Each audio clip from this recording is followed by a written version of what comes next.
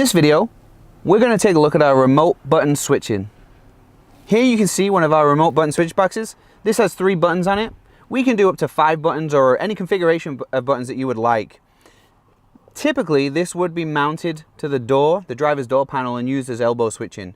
But you can actually mount this wherever you would like. If you want it on the headrest or on the dash, it's not a problem. The 1-inch size buttons make for easy targets, meaning that you very rarely miss or that you would always access the function that you're looking to access. As I mentioned, this box has 3 buttons, but the button colors, configuration are all customizable. This is good as elbow switching, headrest switching, and it also works very well with our AVQ setup. To access 2 buttons to activate and start the AVQ is a great solution. Thank you for watching the video today on our Switch product. There are a variety of different options, so please feel free to watch all the videos in this series.